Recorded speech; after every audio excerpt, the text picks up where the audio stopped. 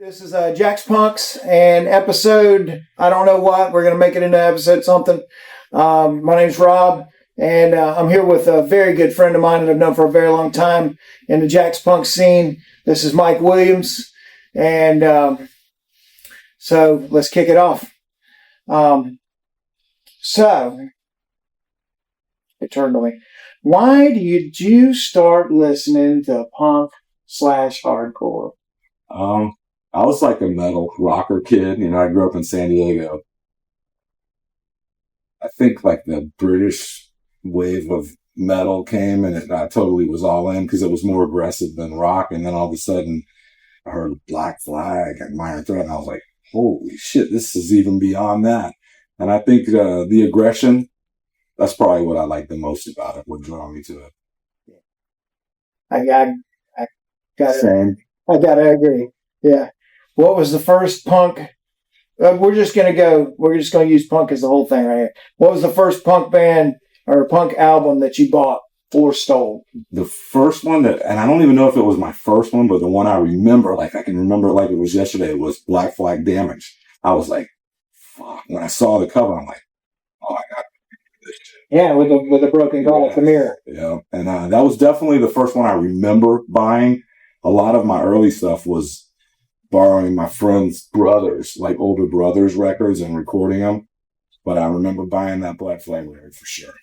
Were you into AC/DC and stuff too? God. Like Highway to Hell? Oh, fuck yeah. That was before Black Flag, right? Yes. Yeah. I was definitely a rocker. I loved AC/DC, Black Sabbath, you know, of course. I grew up, man, I loved Kiss. I freaking loved Kiss. That was my shit. My grandparents would stop giving me cash for Christmas and birthdays because they knew I was going to spend it on Kiss records. Did they hate Kiss? Oh, they hated us. They were religious, so they were like, "That's Satan," yeah, whatever. But that's what really got me into music, and I think then to metal, and then now me. That's awesome. What was the first punk band you ever saw? My first punk show was locally here, and it was Three Blind Mice. I don't know if you remember them. I do remember. 730 Club? No, it was in Orange Park, actually, at the Orange Park Lions Club while I was still in high school. And I want to say it was the drummer. His last name was Matthews because I knew his younger sister. And that's how I got into him. And Joe Reinecke because I was a guitar player. So I was like, I got to check these guys out. One saw him and I was like, holy shit. So instantly I was like, whoa. And so I would go to the 730 Club, but I was a long-haired kid being a metalhead, so I was scared. You know, I was like, I didn't have any big badass friends to protect me. I was like, I'm going to go in there. I heard the stories. Skinheads are going to fucking shave your head. They're going to beat you up. And so I kind of just hung outside a lot, you know, and I'd listen to the shows. And eventually I made friends with a few dudes and I was able to start going because I didn't think I was going to get killed or jumped. But maybe SNFU, as far as like bands that became big. I remember when they played at 730. That's what, yeah. I was there for that. Who was it? Asexuals. Yep. Dude, I think we've talked about this before even, dude. Yes. Fuck yeah. I'd say, yeah, that's probably the first. They weren't big at the time, but, you know, they became semi-big, I guess, you know. So one of the things about the scene is that it was a different vibe than it is now. It was. It was really split, you know, the metal dudes and the punkers. I mean, I guess I was friends with both sides, but I think a lot of them didn't really like each other, you know, because they didn't get each other, you know. The punker dudes didn't give the metal guys a break, and metal dudes were just like, we're too fucking cool to be punk or like punk. Yeah, we're too good. That's kids, you know. It's like, it's not about the talent as much. You obviously got to be good, but it's about the emotion. That's what punk rock has, emotion, like soul, blues. It's got the heart and soul. I mean, where's it coming from? Are you singing from your throat or are you singing from your heart? Yeah. And metal and punk have bands that do both. And it's funny, I'm like stuck in the music, I don't know, time warp where I only listen to shit from the 80s and 90s. Like, I don't even listen to new school music. Even old bands that make new music, I really don't listen to their new shit. I love that old shit. That's what I love. Only shit I want to listen to. You're like my buddy Dan Brown. Oh yeah. Yeah, he's in the 60s. Oh God. Even before he was born, yeah. Right. So what was the first band you played in? Suburban Nightmare. Orange Park Hardcore. Yes. Pretty sure we were the first hardcore band in Orange Park. Pretty safe to say. Yeah, there wasn't much going on. Brutal Assault was West Side, right? Yeah, we were like after Brutal Assault and the Creeps. We loved fucking Creeps, dude. They were to us in Orange Park. They were like the fucking Misfits. Like, we put them on that level. We fucking loved I did too. Creeps, dude. We opened up for the Creeps. And it was like... Yeah. Dude, yes, absolutely, man. And I think when Suburban Nightmare, we played our first...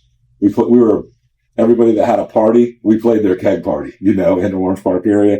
We were fucking at all of them. And then we finally got a chance to play at a bar. We played Metropolis with Blaine Crew's band. Mm-hmm. And nobody knew us aside from Orange Park people. So it was like our first introduction into the Beach Crew and freaking Downtown Crew. And I met Pat, who was in the Creeps, played with Blaine Crew's. And so that was like my introduction of being part of the actual scene was that show. Metropolis was awesome. Oh my God, yes, dude. Okay, some classic shit. Yes, it was truly awesome. And reggae night on Wednesday, wasn't it Wednesday night? I think it was. Quarter beers. I know I was always up there on quarter beer. I think it was Wednesday night. Oh man. Oh shit. So why? I guess we kind of talked about this a little bit, but why did you start listening to punk rock? Just because I felt it.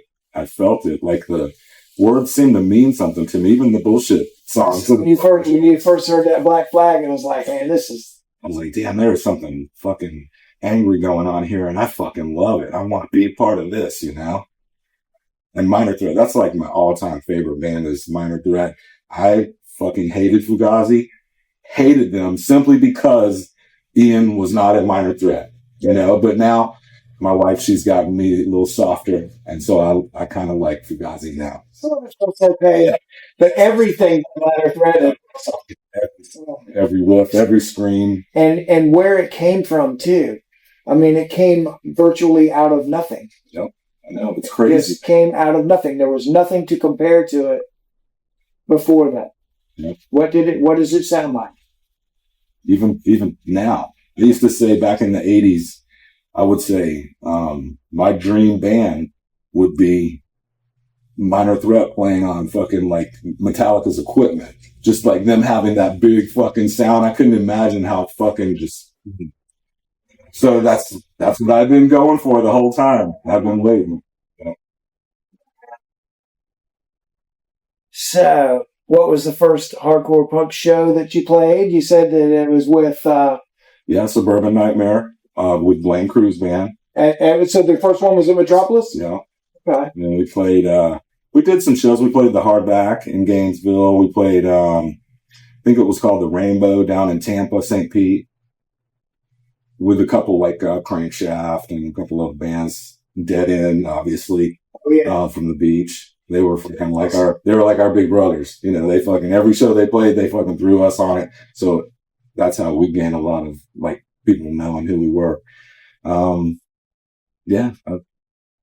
Kick ass.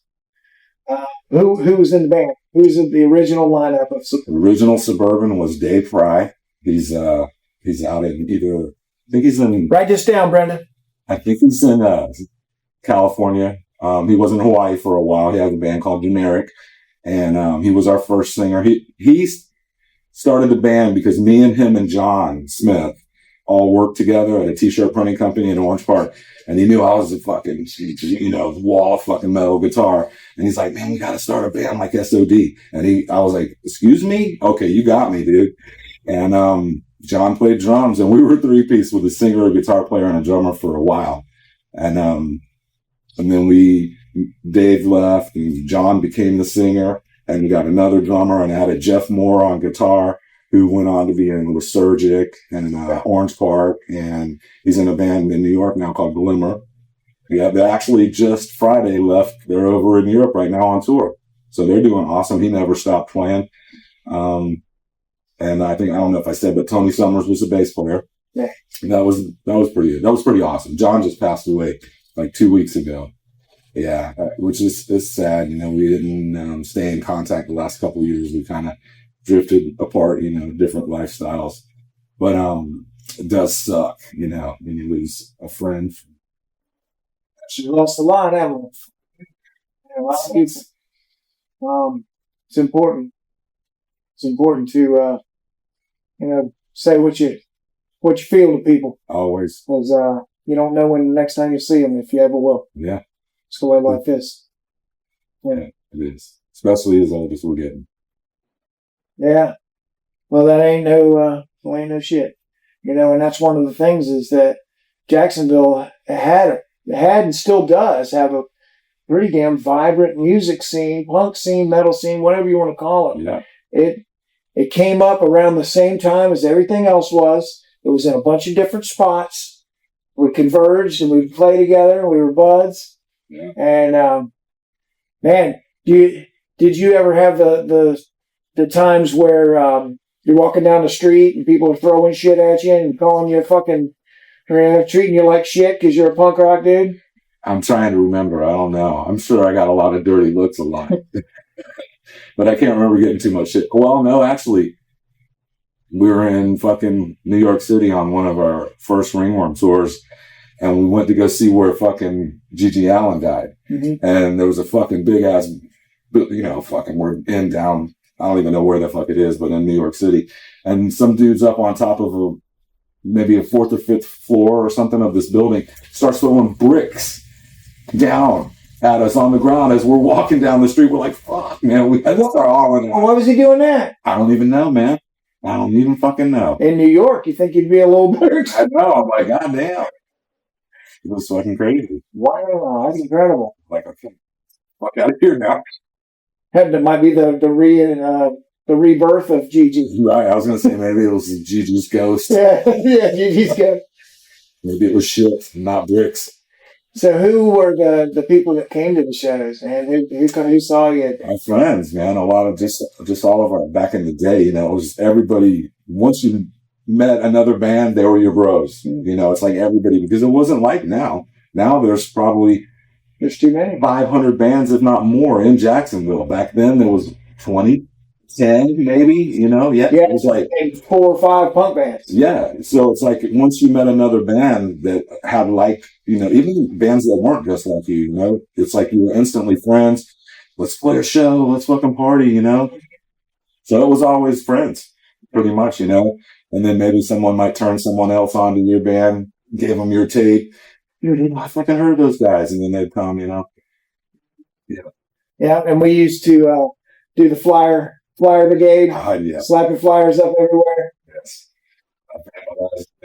Telephone pole. Me and Jamie were in Riverside the other day with one of the girls, and I was like, you see this pole right here? And there's all the staples all in it. I go, I guarantee you, at least a quarter of those are from me.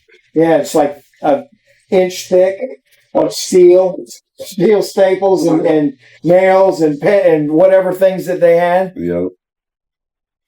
So you play? I think this is kind of overlapping. So what was the lineup that you played in? And then, so you played with, we were talking about you played with Dead End. Yep, we would play with Dead End.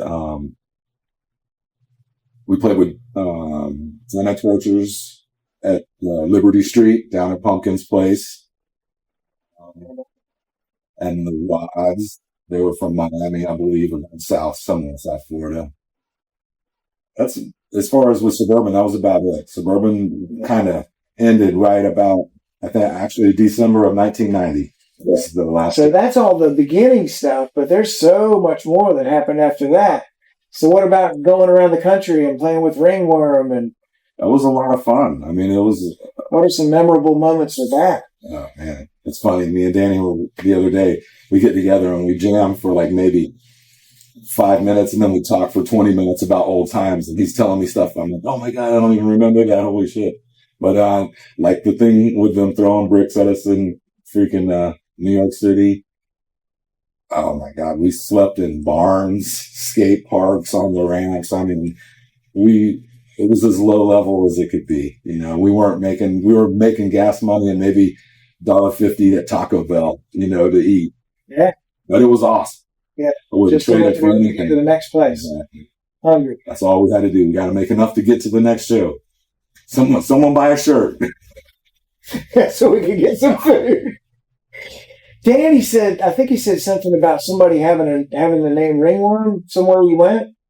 Yeah. And they were pissed? Well, it's the one band, Ringworm. They're still together. We kind of started around the same time because I remember when we came up with the name, Danny goes, man, there's another band in Cleveland, straight edge band called Ringworm. And we were like, fuck it. You know, we're in Jacksonville. Who cares? You know, we're not thinking, yeah. And we played in their hometown up there at this place. And our singer's like, hey, anybody wants to get us high, man, you know? And dude, these kids were beating on the glass windows of the place. I mean, they were freaking out.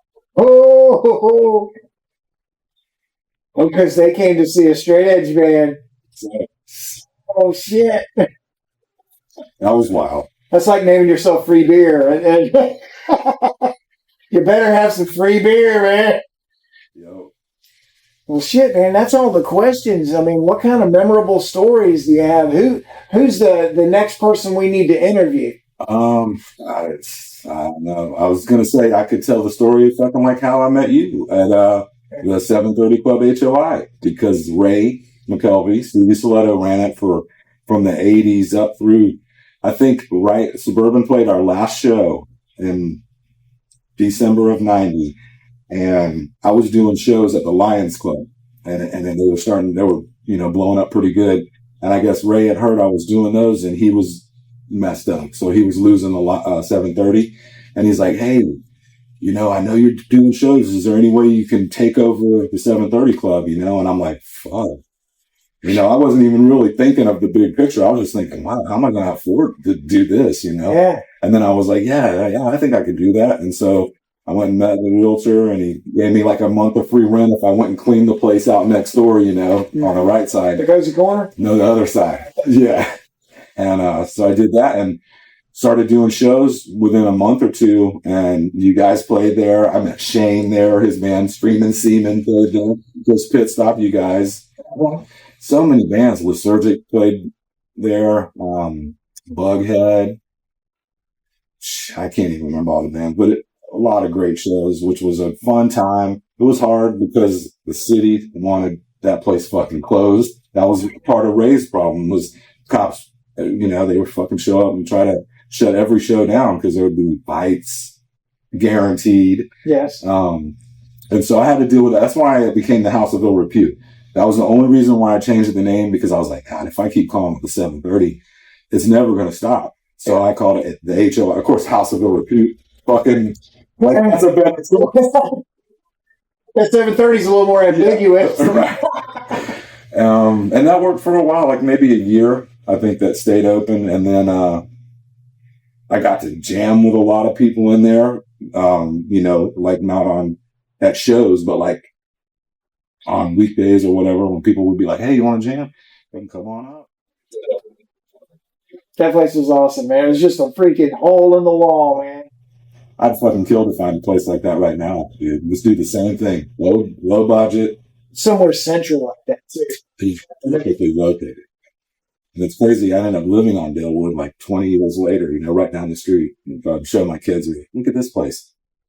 I lived on College. Oh, yeah. Years later or something, probably something like that. I think it was 17 years ago. Something like that. College in Stockton, just up the way.